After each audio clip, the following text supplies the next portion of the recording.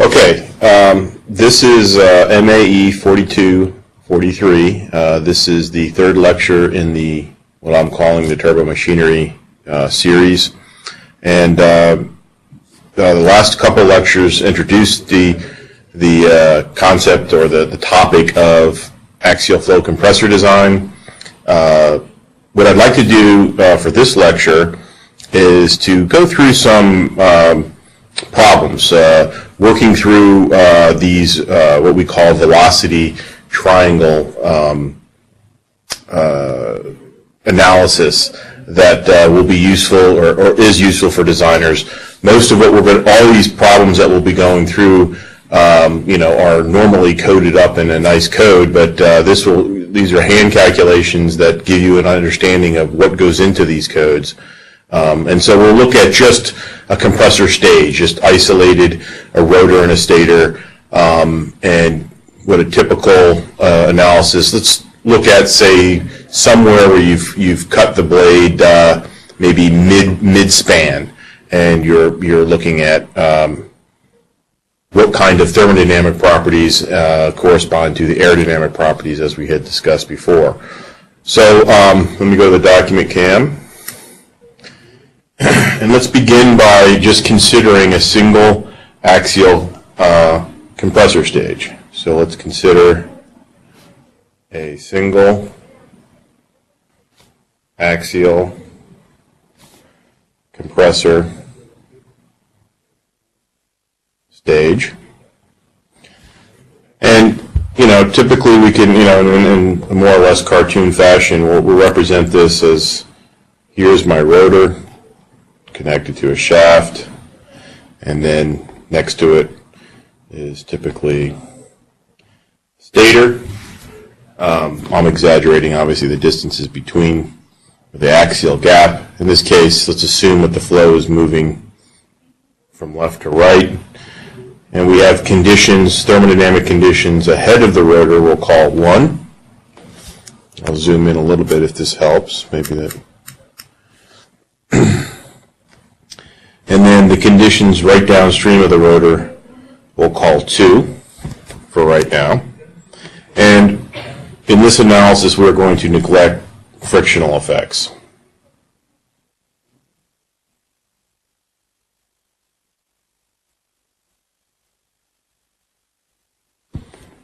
Okay? And so we'll be given typically a certain amount of information. What I want to find is I want to compute the specific work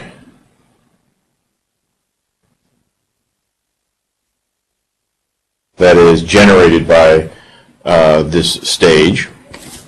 I also want to find the total temperature at station 2 and the static temperature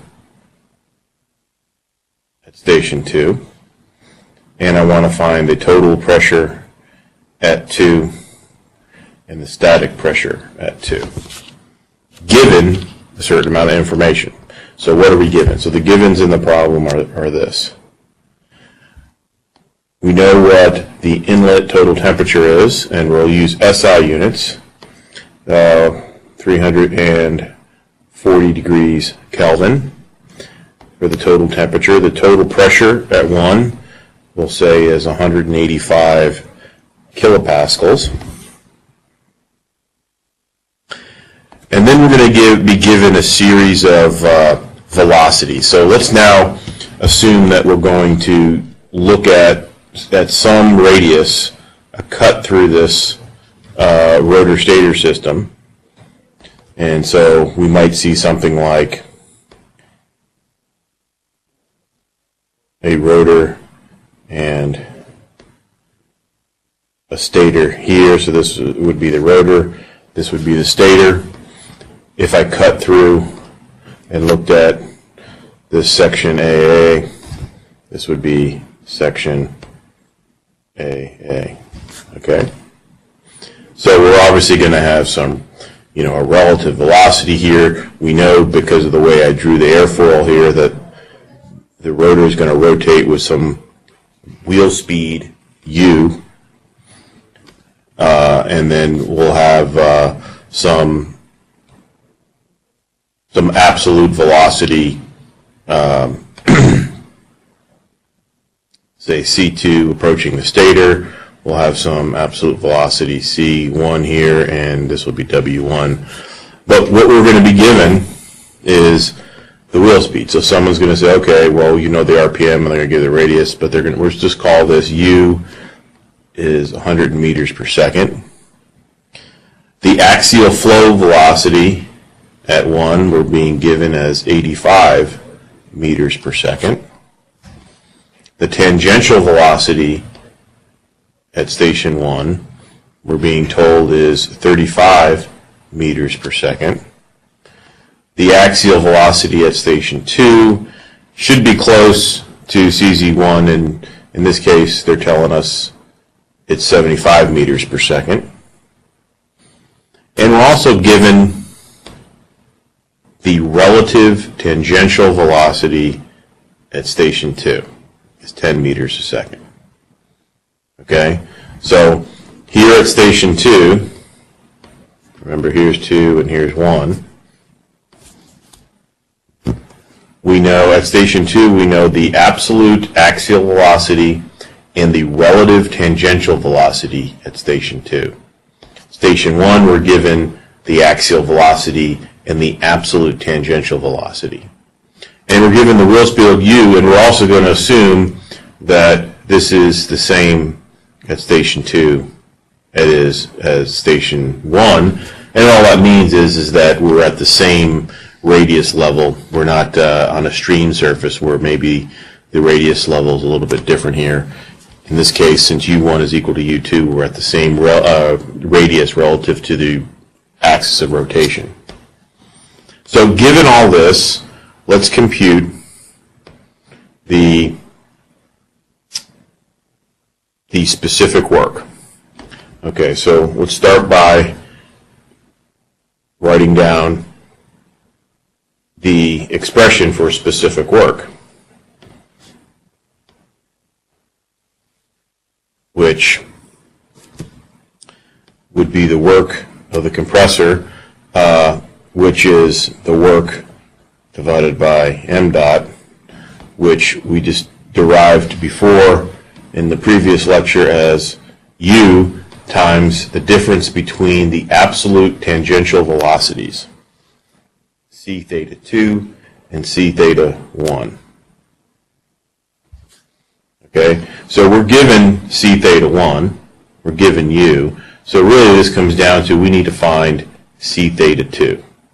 Okay, and here's how we're going to do that. We're going to draw our velocity triangles, even though we do know that we can connect the absolute and relative frames with the wheel speed U, and we are given W theta 2. But if we had to draw this out, what we would say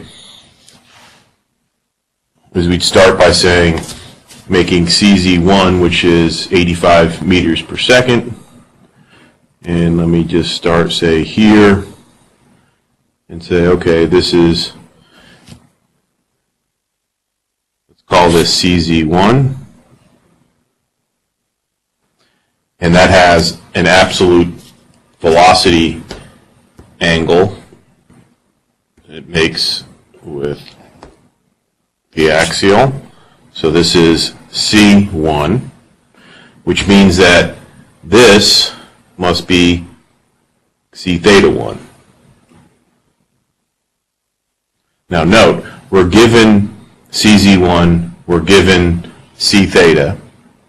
So just from geometry, right, we're able to compute what C1 is, we're able to compute what alpha 1 is if we wanted it, if we needed it. Okay? So at the same time, at station 1, there's going to be a relative velocity, W1, and we know that the wheel speeds are going to be, the wheel speed is going to be what connects the absolute frame to the relative frame. So we know what U is, so we can say, okay, U is 150 meters a second, So let's just say point here, and we say this will be the wheel speed u. Right? It's obviously moving in this direction, but it produces a relative velocity vector, say here,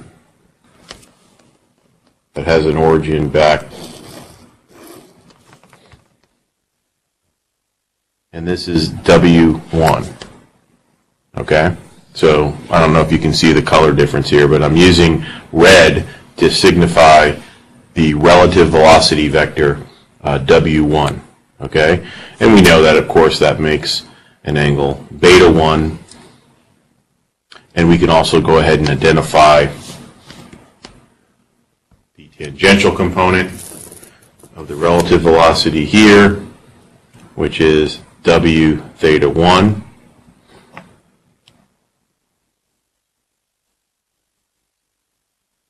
And so we have, this is the velocity triangle, both the absolute and the relative velocity triangles at station 1. Now, as the rotor actually does work on the flow, okay, we're hoping that C theta 2 is going to be different than C theta 1, which it will be, and more importantly, we are banking on the fact that C theta 2 is going to be larger, and that's going to lead to doing work on the fluid. So we know that C theta 2 is going to be larger. We also know that the axial velocity is just slightly less than the axial velocity at 1. So we can write this with an offset, okay, at some point, say, let's put it here. And we know that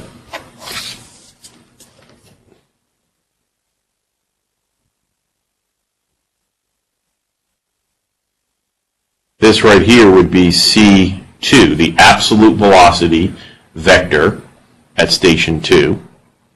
And of course, this would be CZ2 here. Now, I didn't take care to actually measure these, but since if you did this on a piece of graph paper properly, you can use the magnitude of these vectors to line them up. For instance, CZ1 we know is 85 meters per second. If you did this on graph paper and you ticked off what your 1 meter per second division was, you would make this line proportional, that's 75 meters per second, and everything else should fall out, right? So like if you're given C theta 1 here to be 35 meters per second, you could make it all to scale. Okay, I'm just kind of drawing it now by eye, but you can actually lay this out. And indeed, before the advent of fancy computers, this is how it was done. Okay, so at station 2, then, we also know that they're giving us the tangential velocity, W theta 2. Okay, so, and that's 10 meters per second. Okay, so we know it's going to be less. One of the things that happens when you when you put work into the flow with the rotor is that the relative velocity is reduced. Okay, so where that leads to is a vector, and it might get a little bit messy here. This is W2, which means this vector here, this small vector here, between this point and this point would be the tangential velocity at 2, which is 10 meters a second. Again, these are given, right? These are what's given. I can write down the vectors that are given and infer the other ones immediately from a scaled piece of paper. So that means I know this right here is beta 2, and I know that this angle here will be alpha 2. So what we're interested in is what C theta 2 is. Well, on this plot, C theta 2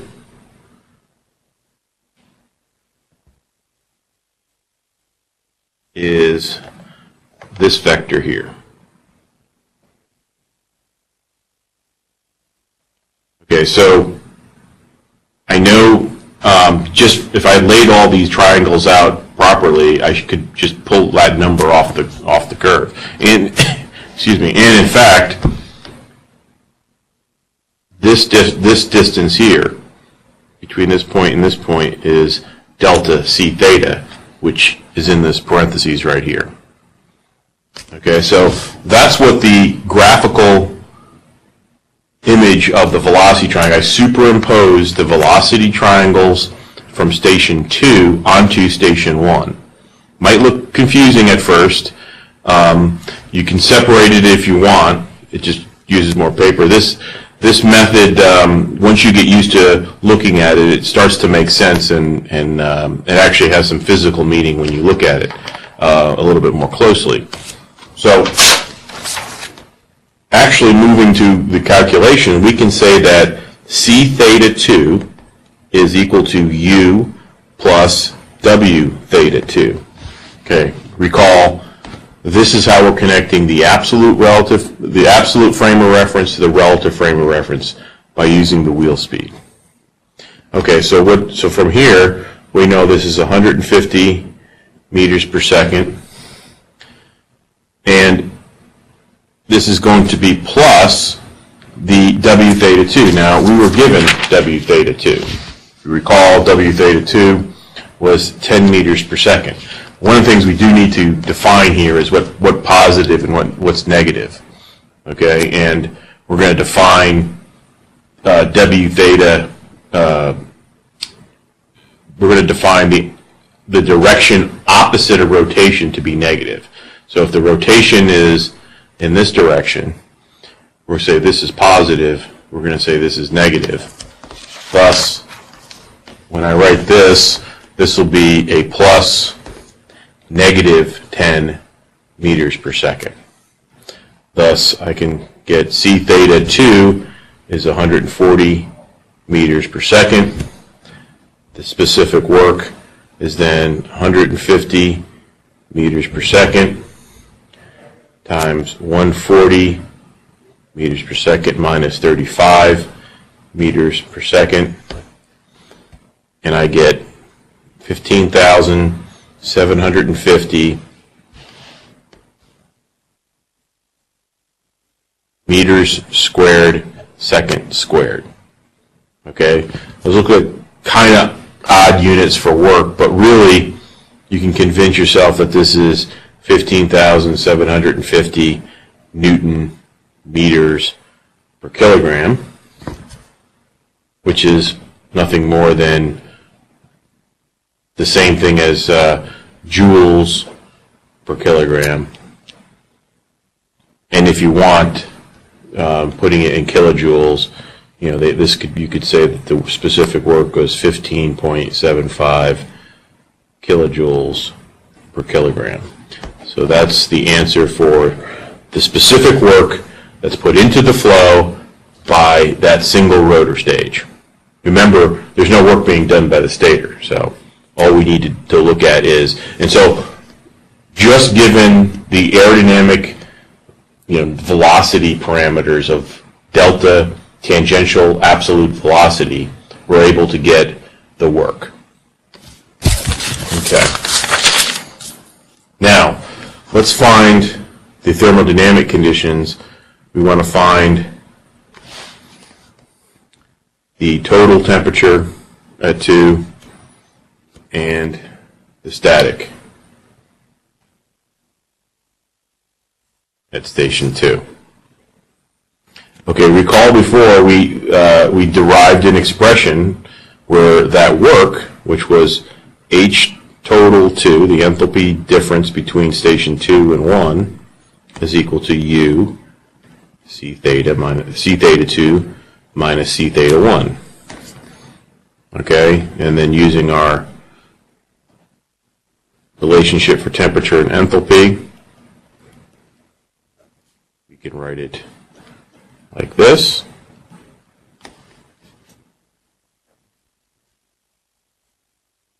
And then solve for TT2 because everything else is known. And recall, or if I haven't given it, no, I didn't give it here, but I will give it now.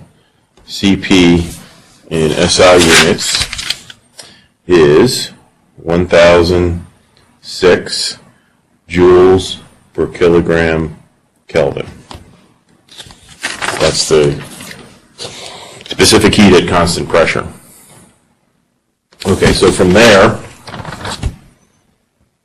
I solve for the total temperature at 2, and that's U C theta 2 minus C theta 1 over CP plus the inlet total temperature. And when we plug in, we get 150 meters per second. We get 140 meters per second minus 35 meters per second. And this is all over 1,006 joules per kilogram Kelvin. And the inlet temperature we were given is 340 K. And when you crank through, cancel all the units, you're left with Kelvin. And so you get TT2 is 355.7 Kelvin. Hopefully that's larger than the inlet temperature TT1, and of course it is, so all that makes sense.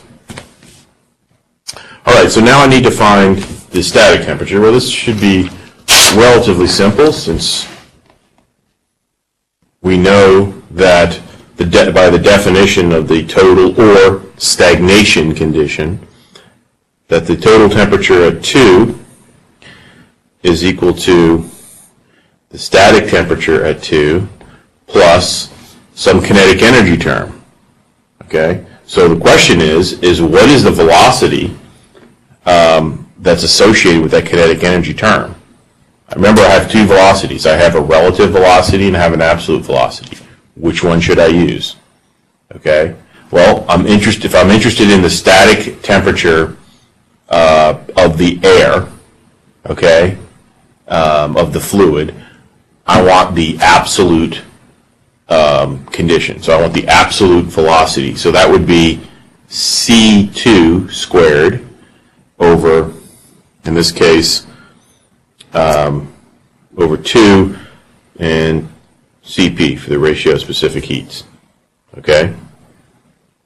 So what's crucial here is that you understand that this is the absolute velocity C2.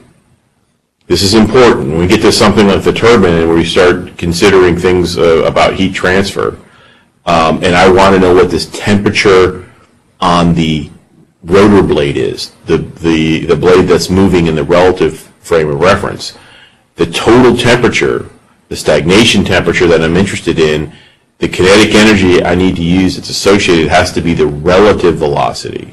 Okay, so it does matter depending on what you're interested in, which temperature, what you put here. Okay, in this case, we just want the thermodynamic condition of the air after it's in the absolute frame of reference. Therefore, I need C2. Well, what was C2? Well, C2 from the velocity triangles, right? We go back to the geometry, and you should be able to easily say that this is simply CZ2 squared plus C theta 2 squared, both of which we know. One we were given, one we calculated.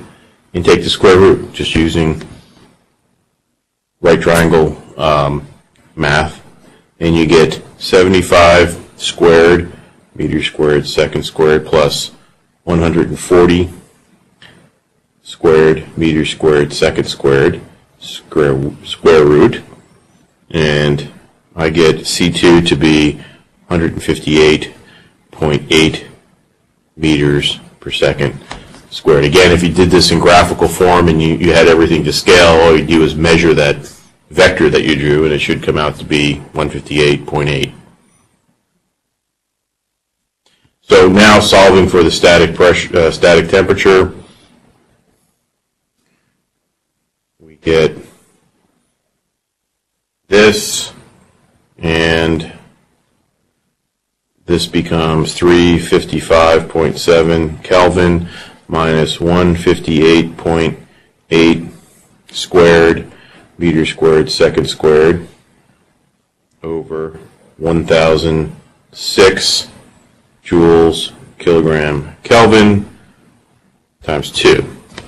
And when you work this out, get all the units to cancel, TS2 comes out to be 343.2 Kelvin.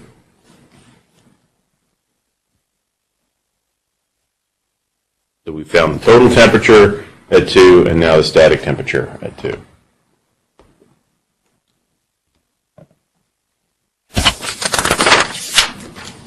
All right, so now let's find the pressure. So now let's find the total pressure at 2 and the static pressure at 2. And by default, what we'll find is the pressure ratio, the pressure rise, or the pressure ratio across the rotor. So in this case, we're going to assume that the stage adiabatic efficiency is 1. And we're going to assume that gamma equals 1.4. And if you recall, we derived that equation for the pressure ratio, PT2 over PT1, by looking at the isentropic relationship between pressure and temperature. Recall, for the enthalpy diagram for going across a compressor stage is the same as going across the whole compressor, right? If you recall, you're compressing from one pressure to another pressure just across the rotor. Okay, so if the stage efficiency is 1, it's just a vertical line here, and if it's non-isentropic, it'll move along here. But since we've said it's 1, that means we're implying it's isentropic, which means finding the isentropic temperature ratio here can be related to the actual pressure ratio, here, right? This is PT2, this is PT1. So this is what we use to derive this equation, right?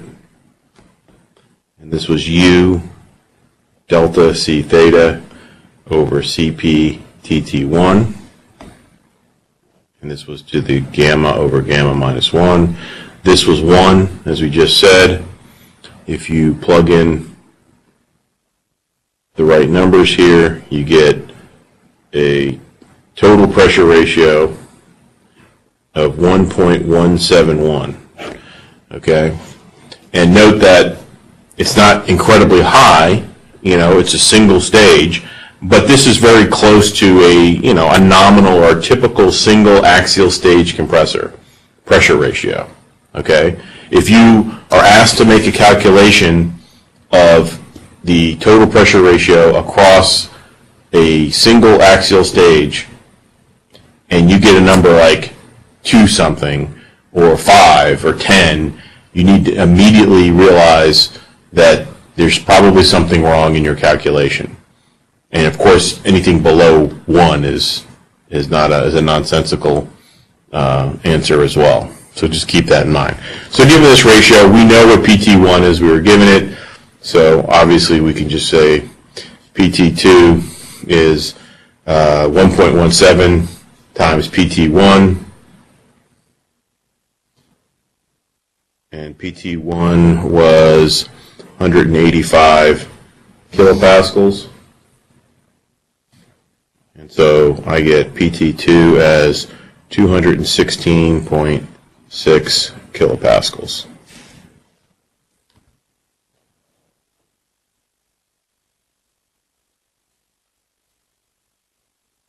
Okay, so now I want to find the static pressure. So you know the total pressure. So what would you do to find the static pressure? Well, the easiest thing is to appeal to our isentropic relationships that you should know by heart by now. So PT2 over PS2 is going to be 1 plus gamma minus 1 over 2 Mach number squared, all raised to the gamma over gamma minus 1. What Mach number is this? It's the Mach number associated with the absolute velocity. So it's the absolute Mach number. Okay? So what is the absolute Mach number? It's the absolute velocity at 2 over A2, which is nothing more than C2 over square root gamma R TS2, which we just calculated before. Okay, so if you plug all this in, I get 0.4, let's call it 428 for the absolute Mach number. Plug this in up here and compute the static pressure, which would be PT2 over, I get that ratio to be 1.134. So this means that PS2 is 191 kilopascals.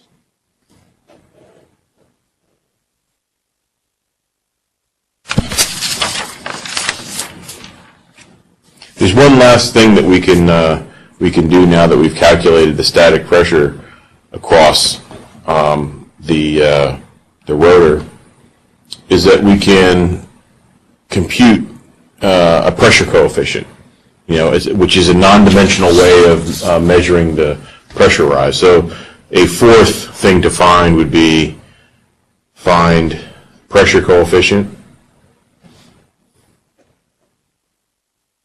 And we're going to define the pressure coefficient. I know this is the third or fourth different CP that we've introduced, but so be it. Just be careful. This CP would be PS2 minus PS1 over some dynamic pressure, 1/2 rho 1. And in this case, this is going to be the relative velocity squared. Okay? Think of what we're trying to look at is the pressure coefficient of this rotating airfoil. So think of fixed wing aircraft. If you were defining a pressure coefficient, you would do this. The normalizing dynamic pressure would be this velocity here. Well, in the case of a rotor, this velocity that's relative to this blade is W1. That's why there's a W1 here. But we're using the static pressure at 1 here and the static pressure at 2 here. Okay, so we found PS2. We know W1. I believe we've calculated that. We know, so what we don't have is the static pressure at 1. Okay, we have the total pressure at 1. So all we have to do is go through this calculation that we did up here, because we know what C1 is. And so, well, actually, we have the information to calculate C1. So C1 is the square root of CZ1 squared plus C theta 1 squared. And if you go back and put in those numbers, you get this to be 91.9 meters per second for C1. And then we can calculate TS1 from TT1 minus C1 squared over 2CP. And when you put those numbers in, I get this to be 335.8 Kelvin for TS1. Then I can find A1, which is square root of gamma TS1. And when you put those numbers in, I'm moving a little quickly now, is because I assume that this is self-evident. So now we have the conditions, the speed of sound. I can calculate the absolute Mach number at 1. And that would be, C1 over A1. And I get this to be 0.25. And then from there, it's a simple matter of looking at PT1 over PS1, 1 plus gamma minus 1 over 2, M1 absolute squared gamma over gamma minus 1, and you end up with PS1 being 177.1 kilopascal. Okay? I also am going to need the density at 1, which is going to be PS1 over R TS1, right, using the ideal gas law, and recognizing that in our case here, that R in SI units is 287 Newton meters kilogram Kelvin. So that means that rho 1 is equal to 177.1 kilopascal. Putting it in Pascal, that would be times 1,000 over 287 Newton meters per kilogram Kelvin times the static temperature, which was 335.8 degrees Kelvin. Cancel everything out, and you end up with rho 1 is 1.8376 kilograms per meter cubed. And so, computing, we need to find the relative velocity at 1, which we can easily find using that expression.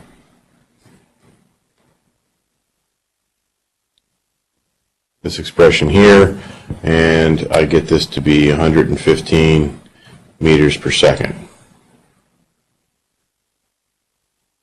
Okay, W1. Actually, from information that we have, you should be able to just use the right triangle relationship and be able to look at 85 squared plus 115 squared, and you should get W1 to be 143.0 meters per second. So you can do it more simply this way. And now you can calculate CP, and you get 191.0 kilopascals minus 177.1 kilopascal over 1/2 1.8376 kilograms per meters cubed times 143 meters per second, and this is squared. And so you end up with a pressure coefficient of 0.7398. We'll see later on, what that means relative to, how close you are to stalling. Remember, as we'll talk further about compressors, axial compressors, they're diffusing the flow as it moves through. So, looking at this pressure coefficient, you can think of the pressure coefficient that we defined for a subsonic diffuser. Okay, and we're going to make that analogy between a subsonic diffuser and what's going on in these passages between the axial compressors. And that's going to help us talk about stall margin. Okay, so that was a relatively simple problem to get your feet wet in dealing with velocity triangles. You're given certain information, and I'm going to work through another one that goes through some more calculations, so to, again, give you a feel for how to work these problems that will come up both on homework and future exam. Okay, so let me start looking at another problem where we're given velocity triangle information for an axial compressor, and we're given, again, certain things. So If we are given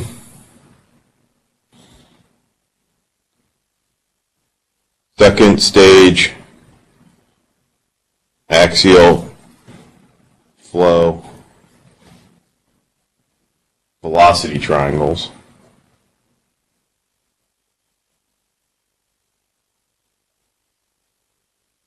for an axial compressor, if we're given that the stage adiabatic efficiency is 85%, find the total pressure ratio.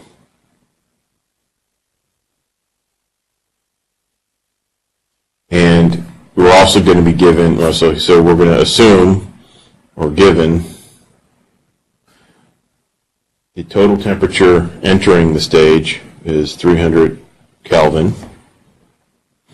We're going to be given the absolute velocity at station 1 as 140 meters per second.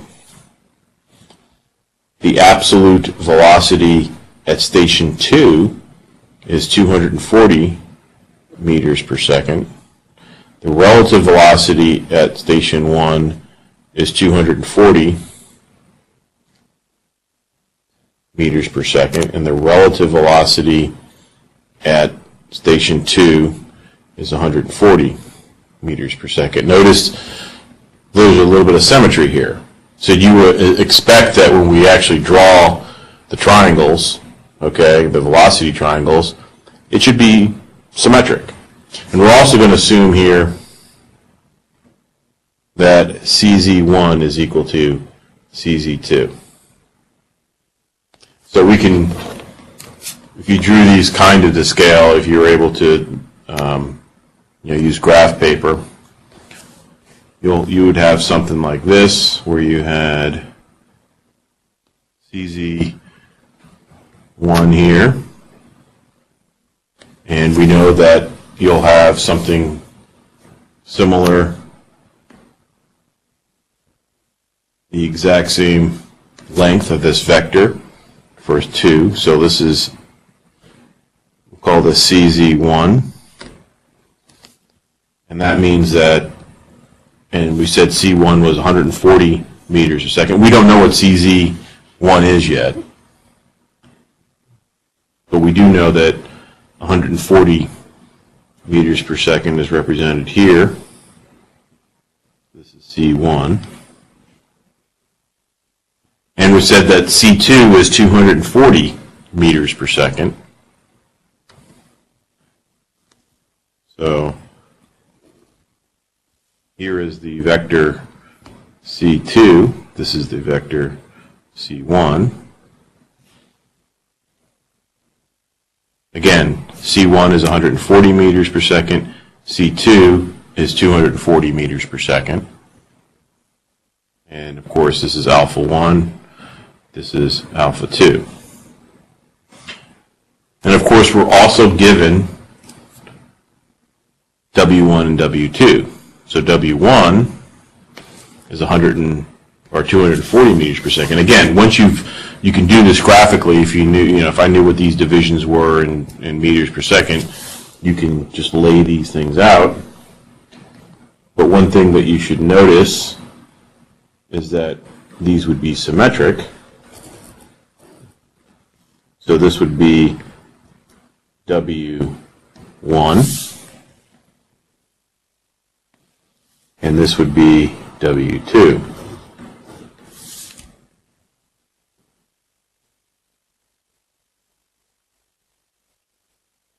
So then it should be hopefully clear that to connect the relative and the absolute, that this dimension here, which you should be able to measure actually, would be the wheel speed U. And then obviously this here is C theta 1,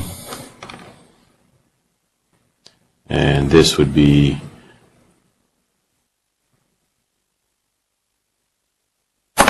W theta 1, here, and you can work the other angles out as we move through. So if I need to find the pressure ratio, using the equations that we found before, I'm going to need to know what delta C theta is, right? By the way, again, this is symmetric because of the way that we were given these velocities. So I'm going to need to know what C theta 1 minus C theta 2 minus C theta 1 is. Okay, so real quickly, if I want to be able to find this information as quickly as possible. So what do I have? What do I know? So I can immediately write down some relationships here. I can say that W theta 2 is W2 times sine beta 2, right? Remember, this would be beta 2. This angle in here is beta 1.